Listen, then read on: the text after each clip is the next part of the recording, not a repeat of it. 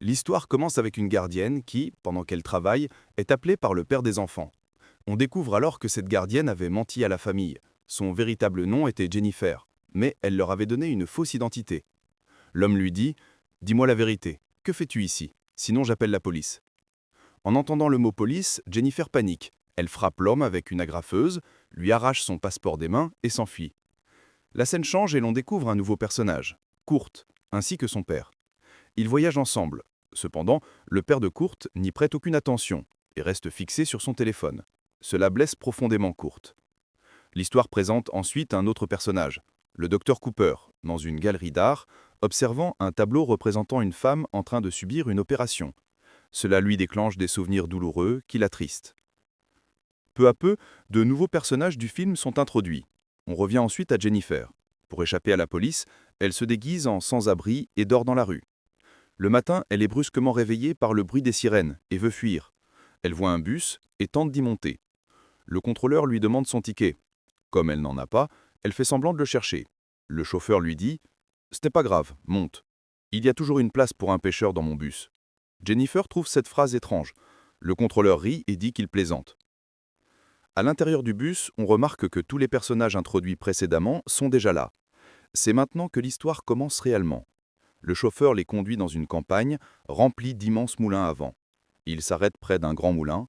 Tout le monde prend des photos. Kurt veut prendre une photo avec son père, mais celui-ci est encore au téléphone, ce qui rend Kurt très triste. Alors qu'il remonte dans le bus, les médicaments de Jennifer tombent.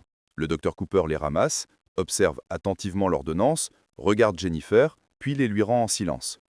Le voyage reprend, mais soudain, Jennifer s'endort. Elle rêve de son père qui la frappe. Terrorisée, elle se réveille brutalement et voit quelque chose de bien pire. Son père se tient devant le bus. Elle crie d'arrêter. Elle descend pour vérifier, mais il n'y a personne. Convaincue d'avoir imaginé cela, elle remonte.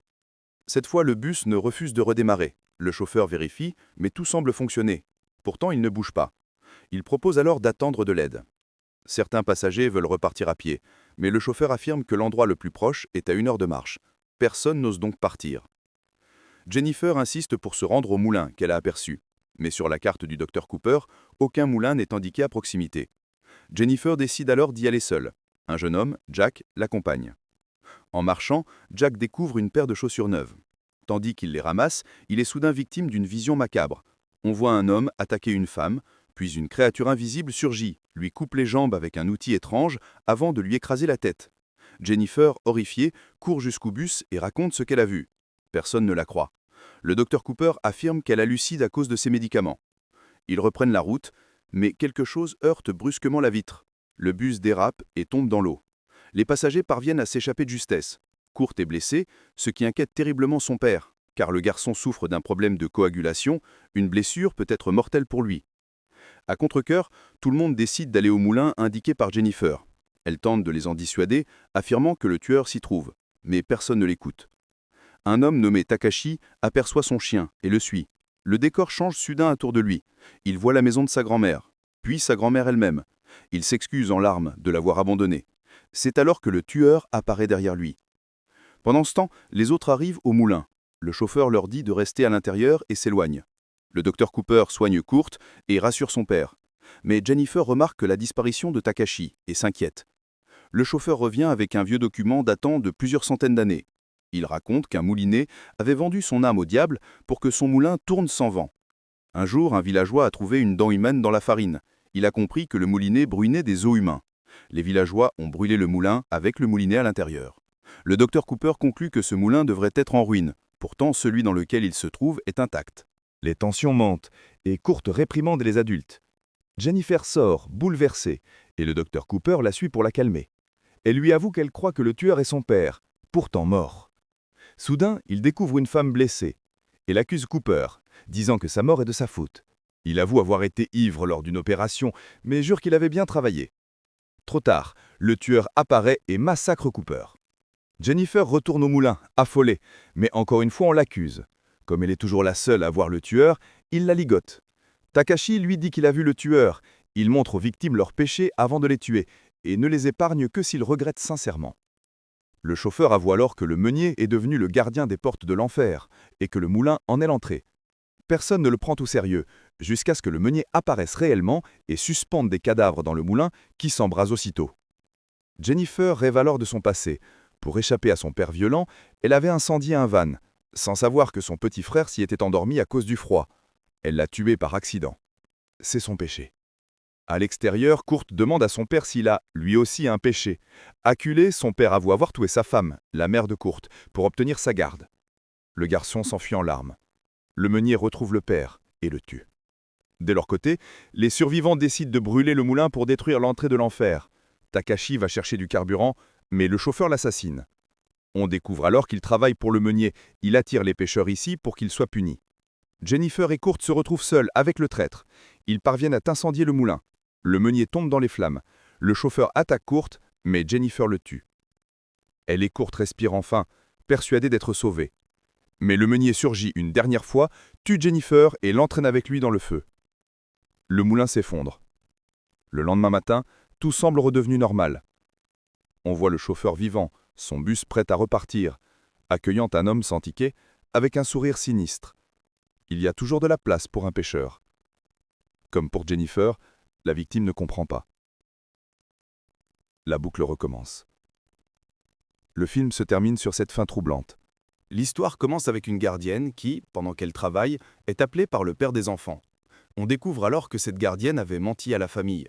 Son véritable nom était Jennifer, mais elle leur avait donné une fausse identité. L'homme lui dit « Dis-moi la vérité, que fais-tu ici? Sinon j'appelle la police. » En entendant le mot police, Jennifer panique. Elle frappe l'homme avec une agrafeuse, lui arrache son passeport des mains et s'enfuit. La scène change et l'on découvre un nouveau personnage, Kurt, ainsi que son père. Ils voyagent ensemble. Cependant, le père de Kurt n'y prête aucune attention et reste fixé sur son téléphone. Cela blesse profondément Kurt. L'histoire présente ensuite un autre personnage, le docteur Cooper, dans une galerie d'art, observant un tableau représentant une femme en train de subir une opération. Cela lui déclenche des souvenirs douloureux qui l'attristent.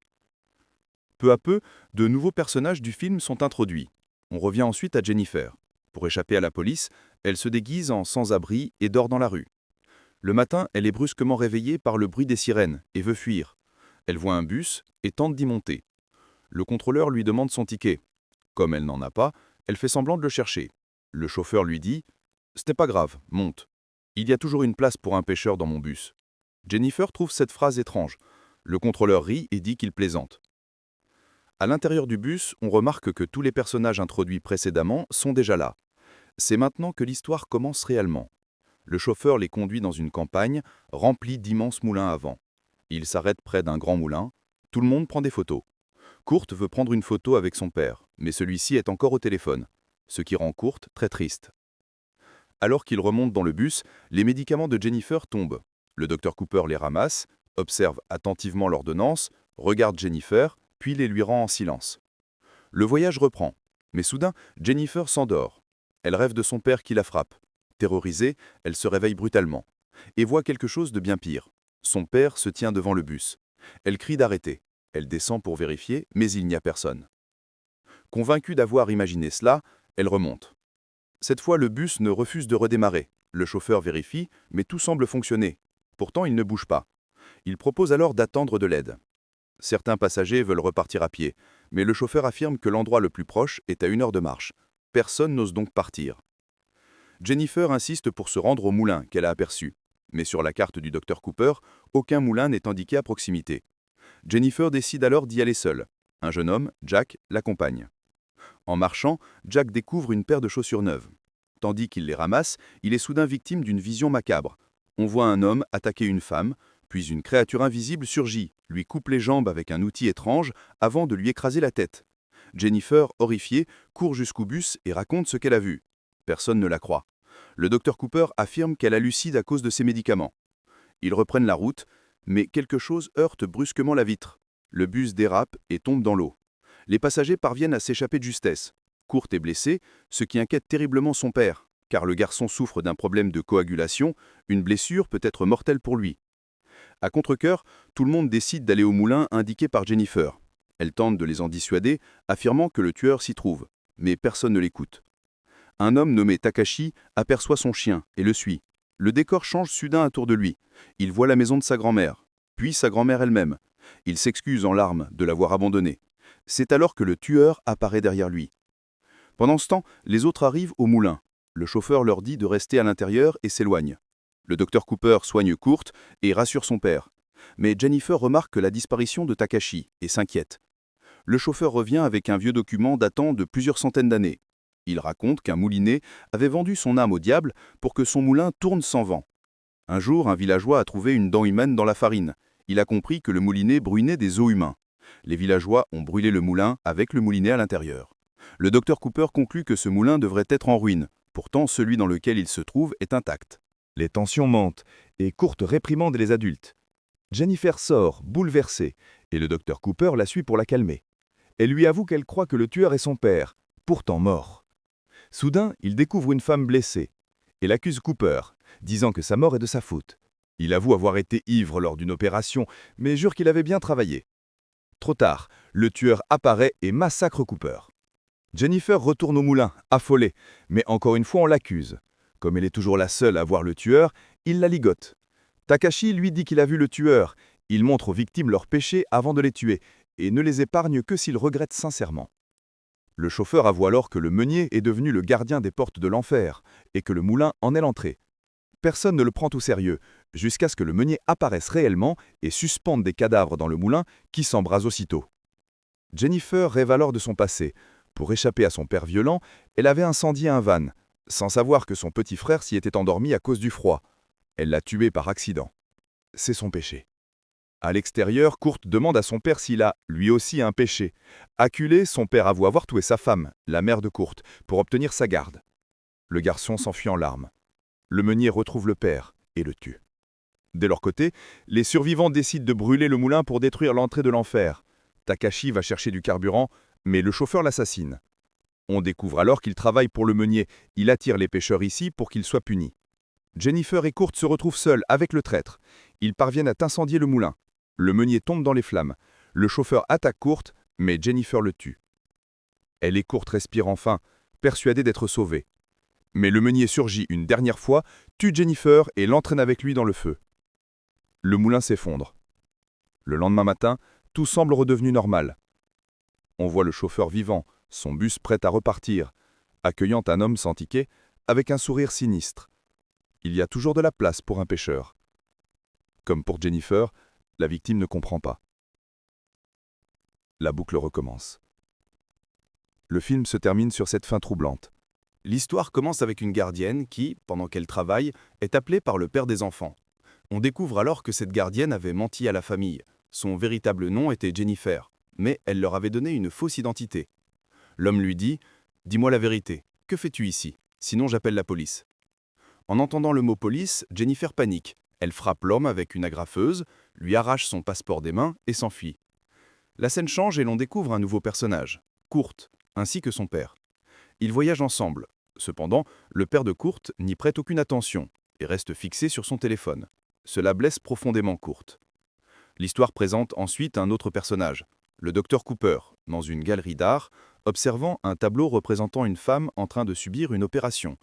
Cela lui déclenche des souvenirs douloureux qui l'attristent. Peu à peu, de nouveaux personnages du film sont introduits. On revient ensuite à Jennifer. Pour échapper à la police, elle se déguise en sans-abri et dort dans la rue. Le matin, elle est brusquement réveillée par le bruit des sirènes et veut fuir. Elle voit un bus et tente d'y monter. Le contrôleur lui demande son ticket. Comme elle n'en a pas, elle fait semblant de le chercher. Le chauffeur lui dit « Ce n'est pas grave, monte.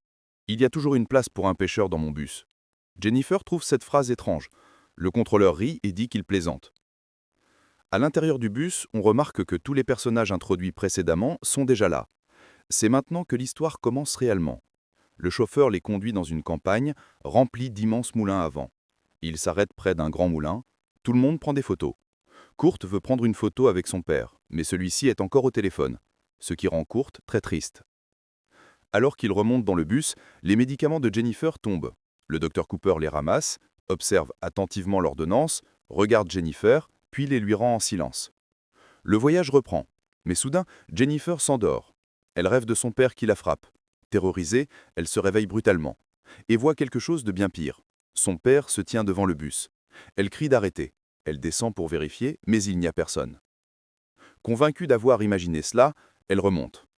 Cette fois, le bus ne refuse de redémarrer. Le chauffeur vérifie, mais tout semble fonctionner. Pourtant, il ne bouge pas. Il propose alors d'attendre de l'aide. Certains passagers veulent repartir à pied, mais le chauffeur affirme que l'endroit le plus proche est à 1 heure de marche. Personne n'ose donc partir. Jennifer insiste pour se rendre au moulin qu'elle a aperçu. Mais sur la carte du docteur Cooper, aucun moulin n'est indiqué à proximité. Jennifer décide alors d'y aller seule. Un jeune homme, Jack, l'accompagne. En marchant, Jack découvre une paire de chaussures neuves. Tandis qu'il les ramasse, il est soudain victime d'une vision macabre. On voit un homme attaquer une femme, puis une créature invisible surgit, lui coupe les jambes avec un outil étrange avant de lui écraser la tête. Jennifer, horrifiée, court jusqu'au bus et raconte ce qu'elle a vu. Personne ne la croit. Le docteur Cooper affirme qu'elle hallucine à cause de ses médicaments. Ils reprennent la route, mais quelque chose heurte brusquement la vitre. Le bus dérape et tombe dans l'eau. Les passagers parviennent à s'échapper de justesse. Kurt est blessé, ce qui inquiète terriblement son père, car le garçon souffre d'un problème de coagulation, une blessure peut être mortelle pour lui. À contre-cœur, tout le monde décide d'aller au moulin indiqué par Jennifer. Elle tente de les en dissuader, affirmant que le tueur s'y trouve, mais personne ne l'écoute. Un homme nommé Takashi aperçoit son chien et le suit. Le décor change soudain autour de lui. Il voit la maison de sa grand-mère, puis sa grand-mère elle-même. Il s'excuse en larmes de l'avoir abandonnée. C'est alors que le tueur apparaît derrière lui. Pendant ce temps, les autres arrivent au moulin. Le chauffeur leur dit de rester à l'intérieur et s'éloigne. Le docteur Cooper soigne Kurt et rassure son père. Mais Jennifer remarque la disparition de Takashi et s'inquiète. Le chauffeur revient avec un vieux document datant de plusieurs centaines d'années. Il raconte qu'un moulinet avait vendu son âme au diable pour que son moulin tourne sans vent. Un jour, un villageois a trouvé une dent humaine dans la farine. Il a compris que le moulinet brûlait des os humains. Les villageois ont brûlé le moulin avec le moulinet à l'intérieur. Le docteur Cooper conclut que ce moulin devrait être en ruine. Pourtant, celui dans lequel il se trouve est intact.